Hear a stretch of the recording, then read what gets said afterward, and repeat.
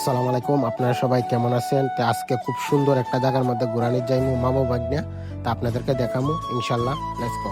তো আমরা এই জায়গাটা যাইতে গেলে সিএনজিতে যাইতে হইব। তো আমরা দুজনে সিএনজি তুইটা বইলাম, তো বইয়া রাস্তাটা দেখাইলাম। রাস্তার যে সুন্দর যেটা আছে আপনাদেরকে দেখাবার চেষ্টা করতেছি।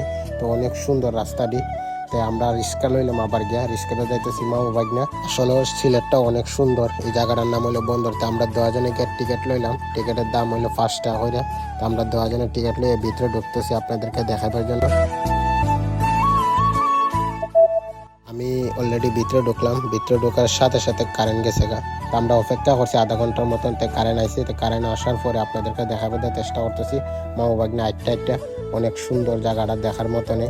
আজকে যে শহরটা তাইছি এই শহরটার নাম হলো দুপা দিকির পার্ক। তো অনেক সুন্দর পার্কটা দেখার মতনে, বাচ্চারা জন্য অনেক সুন্দর।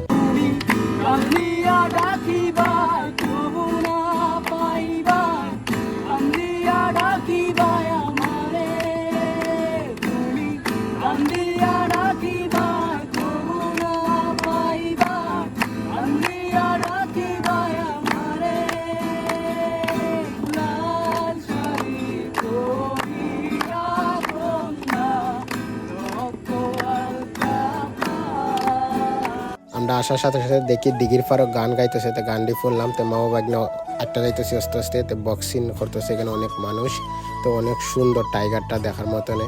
তো সামনে আগাইতেছি আমরা আস্তে আস্তে। এই জায়গাটার মধ্যে অনেক ধরনের ছবি আর্টিস্ট করে রাখছে তারা ফাকির। তো আমরা দুজনে গিয়ে মালাই চা খাই মতো অনেক সুন্দর করে 4 কাপ মাটির।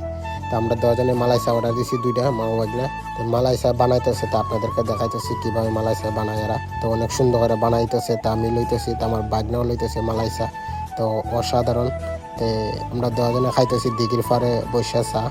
এই জায়গার মধ্যে আবার বাচ্চারা খেলাধুলার সবকিছু আছে। আমার বন্ধুর সাথে অনেকদিন পরে দেখা করলাম। তো দেখা করে খুব ভালো লাগছে। তো দেখা করে আমরা আয়া পড়ছি। তো ইনশাল্লাহ অন্য একটা ভিডিও দেখা হবে। Good bye.